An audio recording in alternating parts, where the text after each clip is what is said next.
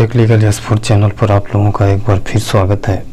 साथियों, आज के वीडियो में हम चर्चा करेंगे कि सहारा इंडिया परिवार के प्रमुख सुब्रत राय क्या वाकई में निवेशकों का भुगतान दिलाना चाहते हैं। क्या भुगतान दिलाने के लिए सुब्रत राय के द्वारा या सहारा के जो अन्य डायरेक्टर हैं उनके द्वारा क्या सकारात्मक पहल किया जा रहा है, या सिर्फ पब्लिक को बेवकूफ़ बनाने का कवायद चालू की गई है कि बेवकूफ़ बनाओ और निवेशकों का भुगतान न करना पड़े। इस तरह से कोई न कोई साजिश करते रहो और ये लंबा समय बीतता रहे। निवेशक धीरे धीरे परेशान होके ऑटोमेटिक कुछ लोगों की मृत्यु हो जाएगी और धीरे धीरे करके अपना क्लेम छोड़ देंगे। हमें साथियों आज बड़े दुख के साथ कहना पड़ रहा है कि हमारा सुप्रीम कोर्ट में जो 2010-11 से केस पेंडिंग है, उस केस का निराकरण करने के लिए सहारा इंडिया के द्वारा क्या किया गया है, सहारा के जो अन्य डायरेक्टर हैं उनके द्वारा क्या किया गया है। साथियों, हमारे अन्य आंदोलनरत साथियों के द्वारा सहारा इंडिया परिवार के प्रमुख सुब्रत राय को दोषी ठहराया गया था, लेकिन हमें ऐसा लग रहा था कि नहीं, सहारा इंडिया प्रमुख सुब्रत राय की मंशा ऐसी नहीं है, वो दोषी नहीं हैं।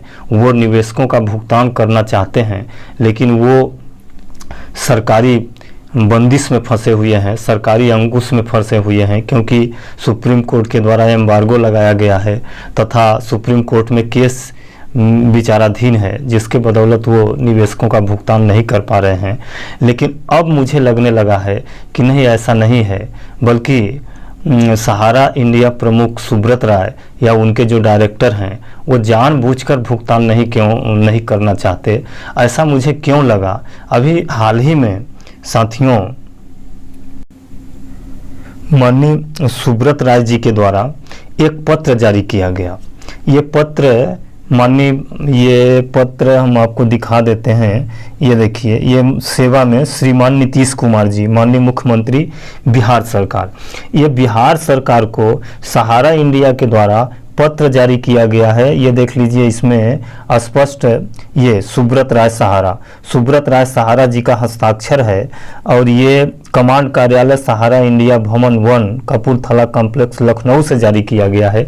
इस पत्र को देखने के बाद मुझे पूरी तरह से संतुष्टि ही नहीं बल्कि ये यथार्थ प्रमाण हो गया है कि सहारा इंडिया प्रमुख सुब्रत राय या सहारा इंडिया के डायरेक्टर जो हैं वो जानबूझकर उचित फोरम में, जहां हमको पेमेंट हमारा मिलने का उम्मीद है, वहां आवेदन नहीं लगा रहे हैं, वहां मांग नहीं कर रहे हैं, वहां किसी प्रकार का जो लीगल प्रक्रिया है उस प्रक्रियाओं को नहीं अपना रहे हैं, बल्कि वहां पे अपना हाथ पैर मार रहे हैं और जनता को गुमराह कर रहे हैं, दिखा रहे हैं कि हम लोग लगे हैं, सरकार हमारे पास बंदिशी लगाई है, सरकार भुगतान नहीं करने दे रही है, इसमें सरकार दोषी है। जबकि अब मुझे लगने लगा है इस पत्र को देखने के बाद, इस पत्र में स्पष्ट एक जगह लिखते हैं माननीय सहारा प्रमुख ने, ये देखिए, माननीय उच्चतम न्यायालय के द्वारा दिनांक 6/12/2012 को यह निर्णय दिया गया था कि सहारा के निवेशकों के भुगतान के पश्चात जो भी बकाया धनराशि होगी उसे सहारा को वापस कर दिया जाएगा। अब ये बताइए, इस तरह से अगर माननीय सर्वोच्च न्यायालय अपने आर्डर में लिखा है, 2012 के आर्डर में लिखा है कि भुगतान करने के बाद जो राशि शेष बचती है उस राशि को सहारा इंडिया परिवार को लौटा दिया जाएगा।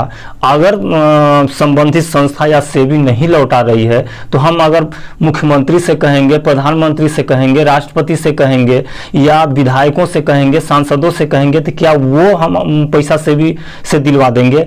कदापि नहीं दिलवाएंगे साथियों, क्योंकि इसके लिए ये उचित फोरम बना है। जो न्यायालय आदेश दिया है इस तरह का, हमें उसी न्यायालय में एक इजराय प्रकरण माने एग्जीक्यूटिव केस फाइल करना होगा और उसी न्यायालय के आदेश से सेबी पैसा देगी। लेकिन नहीं, सहारा इंडिया जानबूझ के सिर्फ जनता को गुमराह कर रही है, निवेशकों को गुमराह कर रही है और वो अपने ऊपर जो उनके ऊपर जिम्मेदारी है कि निवेशकों का पैसा भुगतान करे, उस भुगतान से बचना चाहती है। इसमें एक बात का और जिक्र किया गया है साथियों, मैं आप लोगों को बताना चाहता हूँ।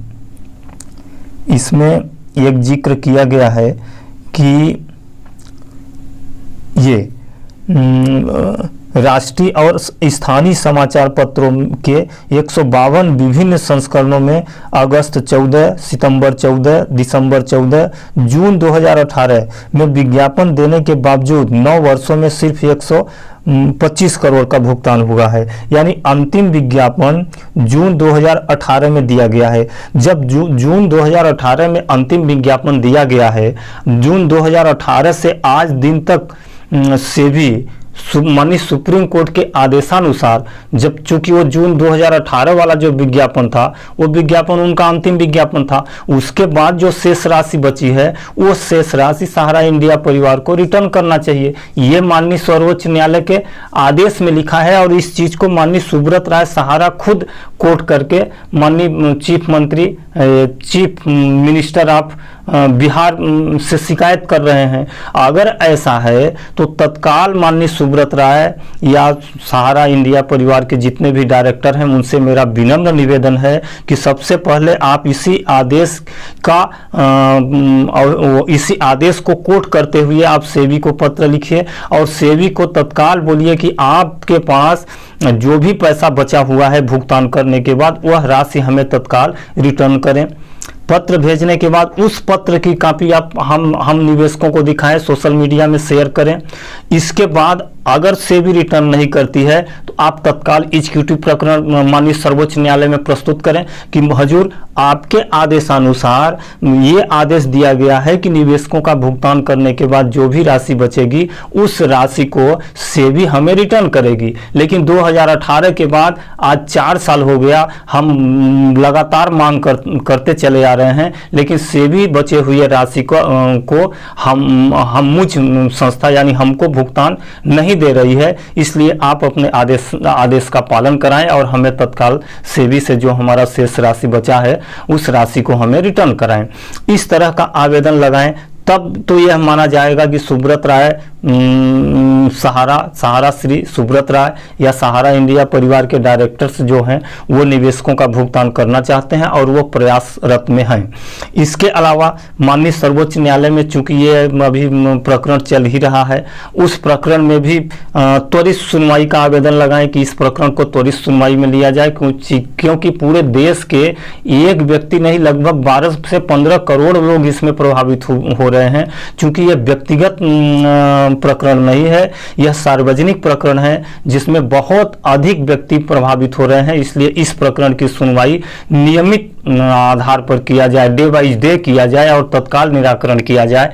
और वैसे भी सेबी जो सहारा इंडिया गलत किया है, माने अनलीगल रूप से लोगों से पैसा उगाही किया है, उसके लिए जुर्माना तो ऑलरेडी लगा चुका है, 12 करोड़ का जुर्माना लगाया है। तो एक बार किसी भी अपराध के लिए दंड जो होता है, दंड एक ही बार मिलता है। अब उसी अपराध के लिए हाई कोर्ट अलग दंड दे, सुप्रीम कोर्ट अलग दंड दे, लोअर कोर्ट अलग दंड दे, संस्था जो उसकी है वो अलग दंड दे, ऐसा तो प्रावधान हमारे कॉन्स्टिट्यूशन में नहीं है, हमारे भारतीय संविधान में नहीं है। हमारे संविधान के हिसाब से किसी भी अपराध का जो सजा होगा वो एक ही सजा होगा। हाँ, अब उस सजा को कम या बेसी करने के लिए आप उससे जो सर्वोच्च संस्थाएं हैं उन संस्थाओं में आप अपील कर सकते हैं, रिवीजन कर सकते हैं, लेकिन उसी अपराध के लिए अलग अलग संस्थाएं अलग अलग सजा तो देंगी नहीं। इस तरह से हमारा ये वीडियो बनाने का मकसद ये है कि हमें अब धीरे धीरे लगने लगा है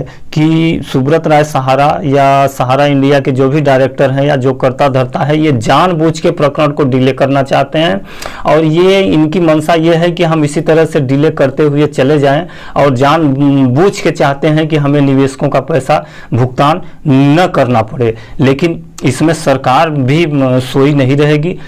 सहारा इंडिया की जो भी प्रॉपर्टी है भारत में ही स्थित है और जब तक निवेशकों का भुगतान नहीं होगा, सहारा इंडिया किसी भी प्रॉपर्टी में अपना कब्जा बनाए रखने की अधिकारी नहीं होगी और उनके सारे प्रॉपर्टियों में जितने भी निवेशक हैं सारे निवेशक उस पर अतिक्रमण कर लेंगे, कब्जा कर लेंगे और अपने फेवर में ले लेंगे। इस तरह से अभी स्थिति संतुलित है।